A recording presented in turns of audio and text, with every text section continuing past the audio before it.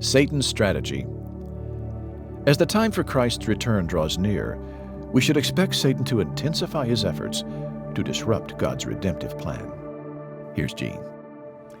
Beginning here in chapter 12, we have another parenthetical section in this Great Tribulation period, this 3.5 years that we've been looking at. And in this parenthetical section, we see Satan definitely intensifying his efforts to disrupt God's redemptive plan.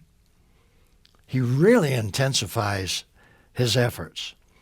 And before we look at this section and look at the text, I want to again give you an overview of what you're going to see. And again, I admit up front, this is from my own personal perspective in interpreting Revelation, and that is that the futurist perspective is a correct approach to interpreting Revelation. There are others who believe the Bible just as much as I do, who take a different perspective. But to me, this makes the most sense as we look through the whole of the book of Revelation, that basically Revelation is future, beginning in chapter 4.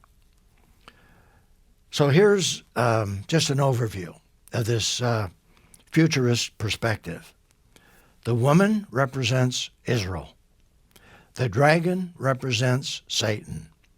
The man-child represents Christ. Michael represents the angels, and Israel is the seed of the woman. Now, as we look at the passage of Scripture, you're going to see that what we have here in this chapter takes us back to the time of Christ. In fact, it takes us even further back than the time of Christ, to the birth of Israel. But you're going to see it projects also into the future. And we're going to see what happens in the future. So here we have, first of all, a great sign in heaven. A great sign appeared in heaven. A woman, that is, who are we speaking here? Israel. A woman, Israel, clothed with the sun, with the moon under her feet, and a crown of 12 stars on her head. She was pregnant and cried out in labor and agony as she was about to give birth. Now, again, we have symbolism here. There's no question about the symbolism. But we have symbolism that directly relates to a reality. Now, there are certain words that are used here, such as sun and moon and 12 stars, and that takes us back really to an Old Testament setting in the time of Joseph and his father Jacob, where Joseph had a dream. Now, Joseph had a dream, first of all, where he was binding sheaves out in the field, and his sheaf stood upright, and his 11 brothers, their sheaves bowed down to his sheaf. That created a lot of anger, by the way, on the part of his brothers. But here we have another dream, and we read about that in Genesis 37, verses 9 through 10. Then he, Joseph, had another dream and told it to his brothers.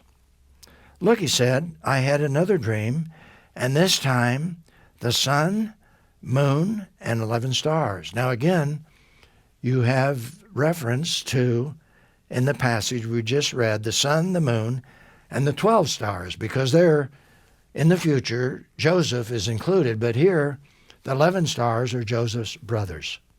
And they were bowing down to me. In this dream, Joseph said. He told his father and brothers, and his father rebuked him. What kind of dream is this that you've had? He said. Am I, your father, and your mother, and your brothers really going to come and bow down to the ground before you? Jacob got the message. But the fact of the matter is, if you look at this passage in Revelation, it goes back to Jacob, whose name was Israel, who gave birth to these 12 sons. So you have a connection here in the book of Revelation to the woman who is Israel, which is illustrated back here in Genesis chapter 37. Now we see next Satan's evil scheme here in the book of Revelation, in chapter 12. Then another sign appeared in heaven. There was a great fiery red dragon, of course, we believe, from the whole of Revelation. That was Satan, and he's identified later, having 7 heads and 10 horns, and on its heads were 7 crowns. Its tail swept away a third of the stars in heaven and hurled them to the earth. Now, here we have a combination of a reference really to the Roman Empire, and we'll see that from a New Testament passage. We have a reference to the Roman Empire, but we also have a reference to the fact that Satan had power over the Roman Empire, and that's why you have all this description of his heads and this what emerges in this passage of Scripture. So you have the blending of the Roman Empire and Satan in this reference. But notice we read on, and the dragon, that is Satan, stood in front of the woman who was about to give birth, so that when she did give birth, it might devour her child. And again, you have figurative language, but it represents a literal situation, which I believe takes us back to King Herod and his rage in wanting to kill the baby Jesus. And here's what we read. Then Herod, when he realized that he had been outwitted by the wise men. Now remember, the wise men came looking for the baby Jesus. They came to Jerusalem. And word got to Herod that they were there looking for the baby Jesus, who was prophesied to be king of the Jews. And so Herod, when he drew together all the scribes and found out that Jesus was to be born in Bethlehem, he feigned interest in going and worshiping the baby Jesus. But in his mind, he was going to kill the baby Jesus because he was threatened. And the wise men saw through the scheme, and that's what we read about. Then Herod, when he realized that he had been outwitted by the wise men, because they did not go back and talk to Herod and give him information, he flew into a rage. Sounds like what we read in the book of Revelation. He gave orders to massacre all the boys in and around Bethlehem who were 2 years old and under, in keeping with the time he had learned from the wise men. In other words, here in the book of Revelation, we have a reference to what happened back with the birth of Jesus. Well, next we have what I've called the male child, Christ. She, that is Israel, and of course it was Mary, but it was Israel, really, that gave birth to a son, a male, who is going to rule all nations with an iron rod. And there it's projecting into the future and what we have in the book of Revelation.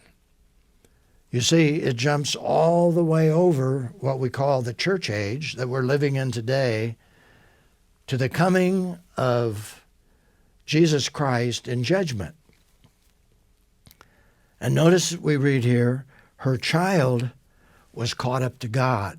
Now here, Jesus was caught up, obviously, back into heaven, not as a child, but as a grown man. But again, we see the prophecy, the child caught up to God and to his throne. And the woman, who's the woman? Israel. This is now in the future, fled into the wilderness. There's a remnant that is going to be persecuted by the Antichrist, the one who is ruling from Jerusalem. And so Israel fled into the wilderness, where she had a place prepared by God to be nourished there for 1,260 days. And again, we have reference to that time period, that 3.5 years, which we believe is the second half of the tribulation period, the Great Tribulation, or 42 months is another time frame that is used. And this, of course, has not happened. We look back and we see the birth of Jesus. We see the persecution of Herod, the Roman Empire, and Satan is trying to destroy Jesus even back when he was born. But now we see Satan intensifying his efforts in the future because he sees the coming of Christ and the power of Christ, and so he intensifies his efforts. And the principle says, you see, as time grows near for the coming of Christ, he's going to intensify his efforts. And that's what we see here in the book of Revelation. Well, we also see Satan cast out of heaven. Here in Revelation 12, this is the next paragraph.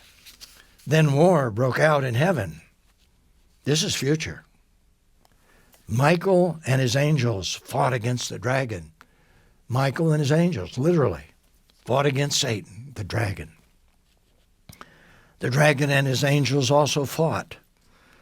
But he, that is Satan, could not prevail. And there was no place for them in heaven any longer. So the great dragon was thrown out. And notice how Satan is described here. So the great dragon was thrown out, the ancient serpent, who is called the devil and Satan, the one who deceives the whole world. He was thrown to earth, and his angels with him. And next we see Israel's persecution.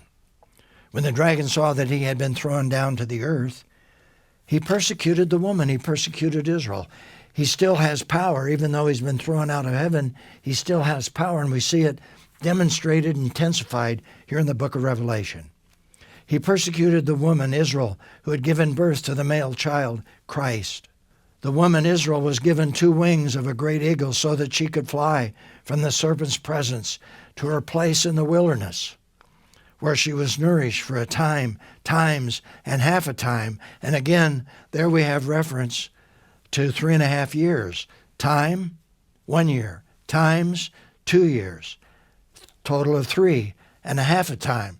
3.5 years, which adds up to this 1,260 days or 42 months that are referred to in other places and here in the book of Revelation.